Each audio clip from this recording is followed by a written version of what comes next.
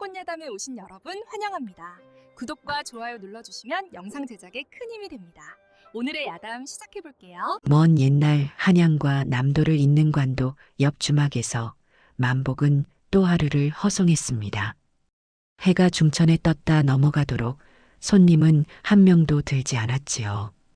마당 한쪽에 쌓인 장작은 이미 서너 달째 그대로였고 부엌 거미줄이 쳐 있었습니다. 만복은 주막 앞 평상에 앉아 멀어져가는 해를 바라보았습니다. 흉년이 든 지 3년째 이달을 넘기지 못하면 주막을 팔아야 했지요.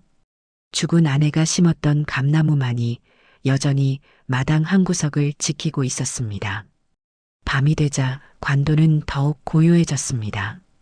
달빛만이 텅 빈 주막 마당을 비추었지요.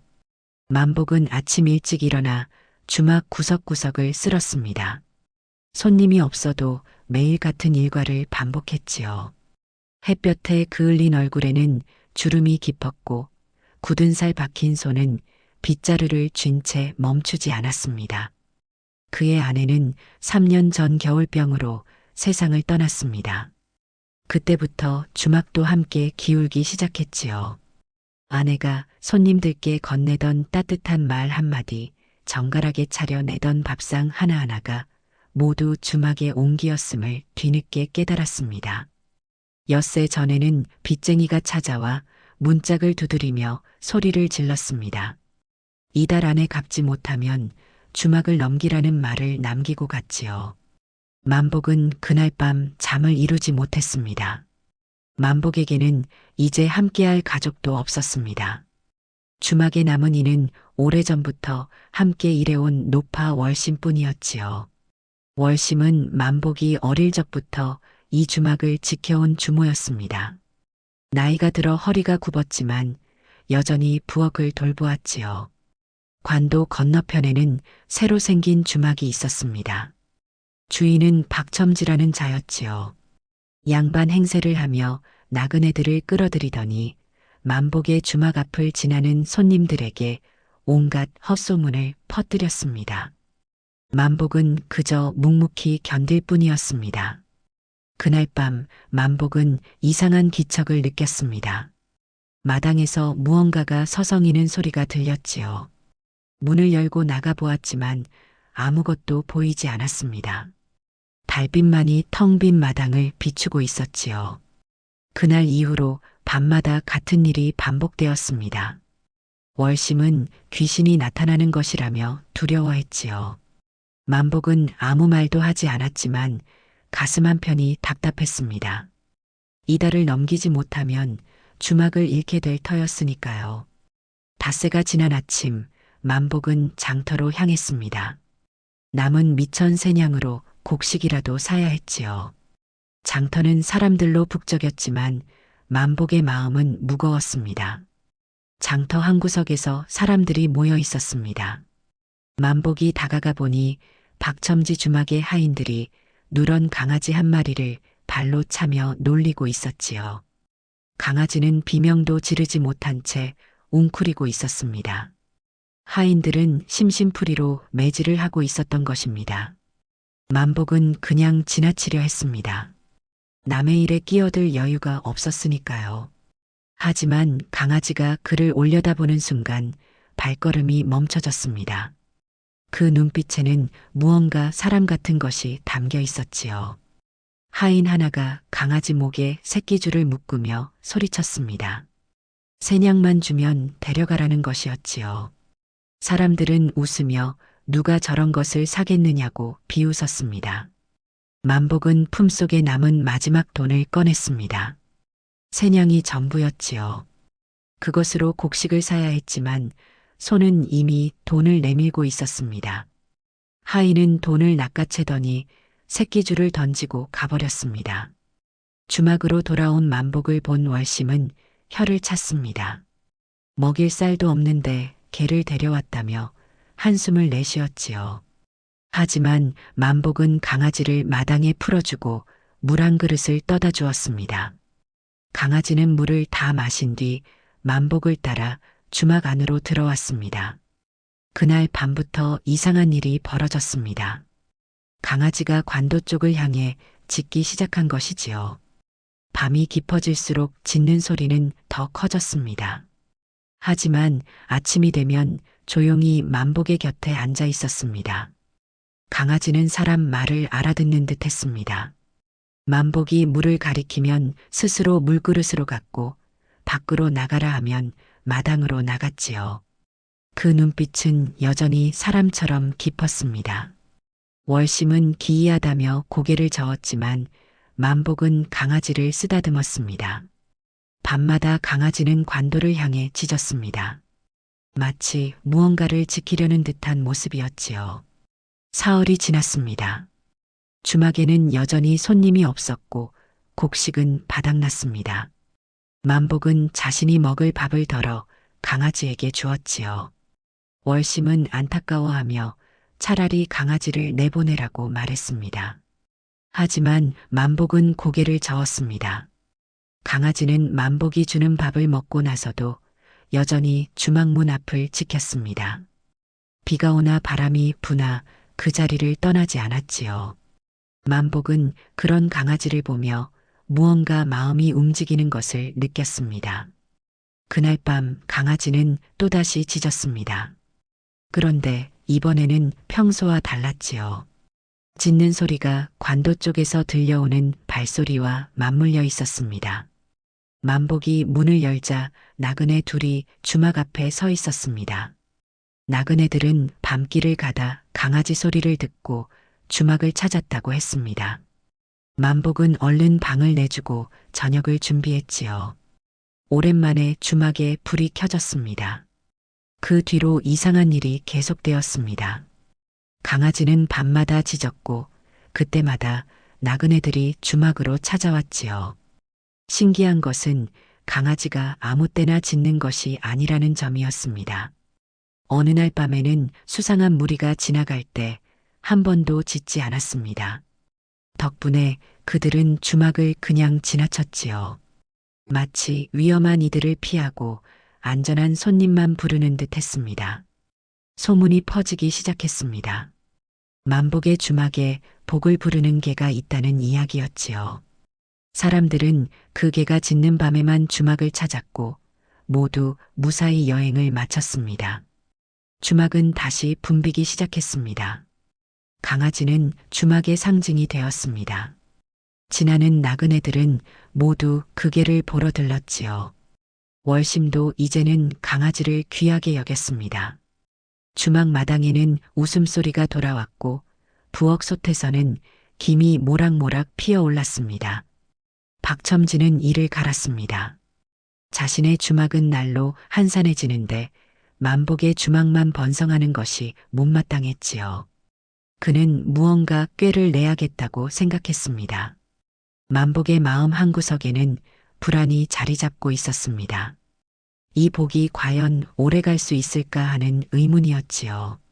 밤마다 강아지를 바라보며 만복은 생각에 잠겼습니다. 한 달이 지났습니다. 만복은 밀린 빚을 모두 갚을 수 있었지요. 하지만 평화는 오래가지 않았습니다. 그날 밤 도적대가 관도를 노리기 시작했습니다. 그들은 주막에 돈이 쌓여 있다는 소문을 듣고 침입을 시도했지요. 칠흑 같은 어둠 속에서 그림자들이 주막 담장을 넘어왔습니다. 그 순간 강아지가 미친 듯이 짖어댔습니다. 평소와는 다른 날카로운 소리였지요. 그 소리를 들은 관아의 군졸들이 달려왔습니다. 도적들은 모두 붙잡혔지요. 만복은 강아지를 끌어안았습니다. 이 작은 짐승이 주막을 지킨 것입니다. 이튿날 아침 만복은 강아지의 목덜미를 쓰다듬다 이상한 것을 발견했습니다. 낡은 부적이 털 사이에 숨겨져 있었던 것이지요. 만복은 조심스럽게 부적을 꺼내 살펴보았습니다. 부적에는 앵마기를 위해 짐승을 버린다는 글귀가 적혀 있었습니다. 월심은 그 부적을 보더니 얼굴이 창백해졌지요. 무당들이 부정한 액을 옮기기 위해 짐승에게 부적을 붙여 내쫓는다는 이야기를 들은 적이 있다고 했습니다.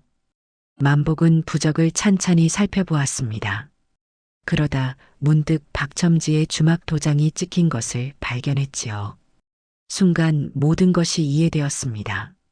박첨지가 자신의 주막에 생긴 액을 이 강아지에게 옮기고 장터에 버린 것이었습니다. 그리고 만복의 주막에 흉흉한 소문을 퍼뜨린 것도 박첨지였습니다. 만복은 부적을 불에 태웠습니다. 애기든 복이든 이제는 정성으로 기르기로 마음먹었지요. 강아지는 부적이 사라지자 더욱 편안해 보였습니다. 만복은 깨달았습니다. 복은 빼앗는 것이 아니라 쌓는 것이라는 사실을 말이지요. 박첨지는 남의 것을 빼앗으려 했지만 만복은 작은 생명 하나를 살렸을 뿐이었습니다. 그 차이가 이제야 보였습니다. 주막에도 웃음이 돌아왔습니다.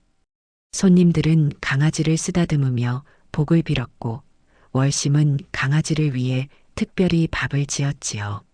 만복은 관아에 이 사실을 알렸습니다. 관아에서 조사를 나온 관리는 박첨지 주막에서 무속인과의 거래 흔적을 찾아냈지요.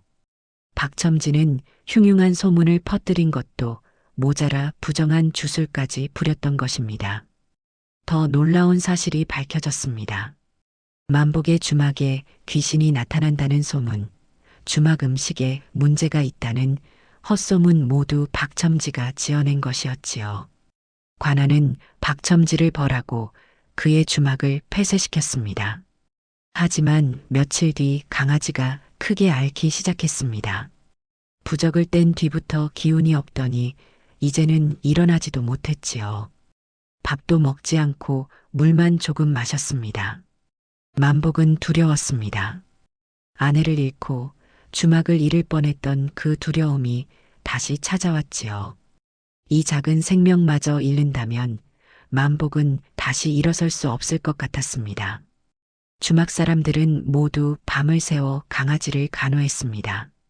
월심은 미음을 쑤어 먹이려 했고 손님들도 하나둘 모여 걱정하는 얼굴로 지켜보았지요. 마을 무당이 찾아와 구술해야 한다고 했지만 만복은 고개를 저었습니다. 만복은 남은 은전을 모두 털어 약을 구했습니다. 주막을 다시 일으킬 미천이었지만 망설이지 않았지요. 월심은 말렸습니다. 하지만 만복의 결심은 단호했습니다. 약방에서 돌아온 만복은 밤새 약을 다렸습니다. 손수 강아지의 입에 약을 넣어주고 따뜻한 물수건으로 몸을 닦아주었지요. 말없이 강아지 곁을 지켰습니다. 밤이 깊어갔습니다. 강아지의 숨소리는 점점 약해졌지요. 만복은 강아지의 머리를 쓰다듬으며 중얼거렸습니다. 제발 살아달라고, 혼자 두고 가지 말라고 말입니다. 동쪽 하늘이 밝아오기 시작했습니다. 새벽녘에 찬 공기가 주막으로 스며들었지요. 만복은 지친 눈으로 강아지를 바라보았습니다. 그 순간이었습니다.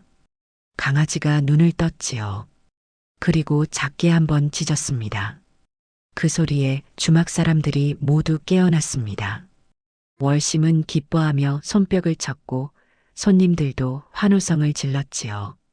강아지는 비틀거리며 일어나더니 만복의 손을 하찼습니다. 만복은 강아지를 끌어안고 조용히 눈물을 흘렸습니다. 그 눈물은 기쁨의 눈물이었고 안도의 눈물이었으며 감사의 눈물이었습니다. 해가 떠올랐습니다. 주막 마당에는 따스한 햇살이 가득 내려앉았지요. 강아지는 마당으로 나가 기지개를 켰습니다. 그 모습을 본 사람들은 모두 웃었습니다. 주막에는 다시 생기가 돌아왔습니다. 만복은 그제야 모든 것을 깨달았습니다. 부적과 액의 실체는 따로 있는 것이 아니었지요. 그것은 모두 사람의 탐욕이 만들어낸 것이었습니다. 밤마다 주막 마당을 서성이던 기척도 이제야 이해가 되었습니다. 버려진 강아지가 주인을 찾아 헤매던 소리였을 것입니다. 하지만 강아지는 새로운 주인을 만났고 그 주인은 강아지를 진심으로 아꼈지요. 만복은 강아지에게서 배웠습니다. 매를 맞아도 사람을 원망하지 않는 마음, 버려져도 다시 일어서는 힘 그리고 정성을 다해 지키는 충성을 말입니다.